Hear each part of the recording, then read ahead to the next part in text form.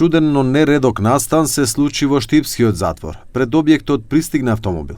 Сето тоа е снимено на безбедносните камери, едно лице излегува од автомобилот и фрла предмет преку зидот на затворот.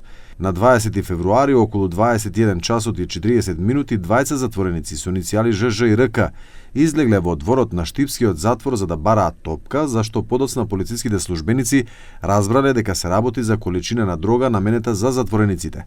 На снимките се гледа како еден затворски службеник им кажува дека не треба да бидат во тој дел од затворот во тоа време.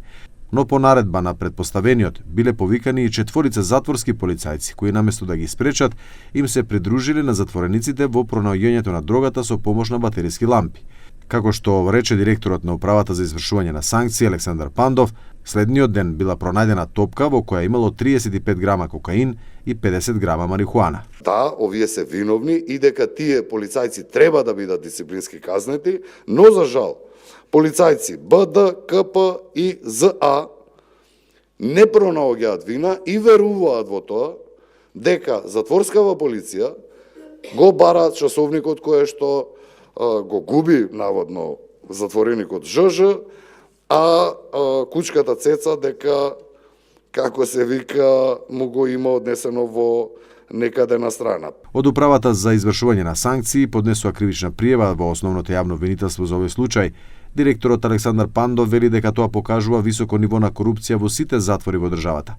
Додава дека се идентификувани лицата кои управуваа со возилото и транспортираат товар со дрога. Овде во обвинителство ќе види, јас не сум истражен орган, можеби некој случајно упаднат од овие со иницијаливе.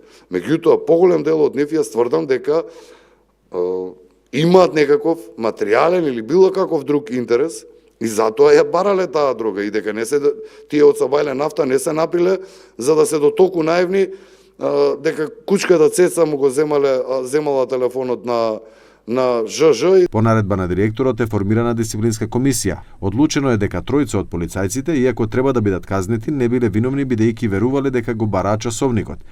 Тројца членови на дисциплинската комисија гласале дека не се виновни полицајците, рече Пандов, и чека истрагата на обвинителството да го расветли случајот.